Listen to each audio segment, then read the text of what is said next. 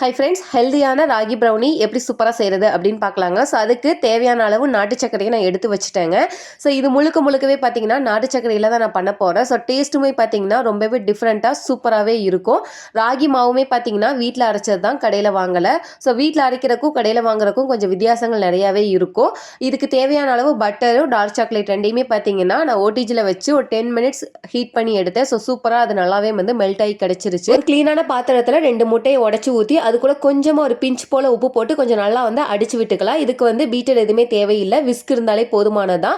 அது கொஞ்சம் நல்லா பீட் ஆனதுக்கு அப்புறமா அதில் நம்ம எடுத்து வச்சிருக்க நாட்டு சக்கரையும் போட்டு மிக்ஸ் பண்ணி விட்டுக்கலாம்.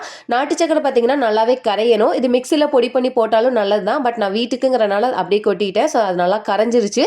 அது நல்லாவே கரைஞ்சதுக்கு அப்புறம் தான் நம்ம மெல்ட் பண்ணி வச்சிருக்க டார்க் சாக்லேட் ப்ளஸ் பட்டரையுமே மிக்ஸ் பண்ணி விட்டுட்டு ஃபைனலாக ராகி மாவு ப்ளஸ் கொக்கோ பவுடர் இதையுமே போட்டு நல்லா மிக்ஸ் பண்ணி எடுத்தா பேட்டர் பார்த்தீங்கன்னா இந்த அளவுக்கு சில்கியாக சூப்பராக ரெடி ஆயிரும். இதை ஒரு 7 இன்ச் டீனில் போர் பண்ணி டாப்பிங்ஸ்க்கு பார்த்தீங்கன்னா கொஞ்சமாக டார்க் சாக்கோ சிப்ஸ் தான் நான் போட்டிருக்கேன்.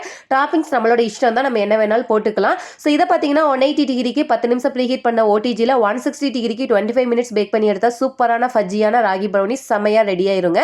இதை பார்த்தீங்கன்னா நம்மளா சொன்னால் மட்டும்தான் யாருனாலுமே கண்டுபிடிக்க முடியும். சாப்பிடும் போது பார்த்தீங்கன்னா டேஸ்ட் வைஸ் எந்த ஒரு டிஃப்ரென்ஸுமே தெரியாது. அவ்வளோ ஒரு அல்டிமேட்டான டேஸ்ட்டில் இருக்கும். இந்த வீடியோ பிடிச்சா லைக் பண்ணி நம்ம சேனலை மறக்காமல் சப்ஸ்கிரைப் பண்ணி சப்போர்ட் பண்ணுங்கள். நன்றி.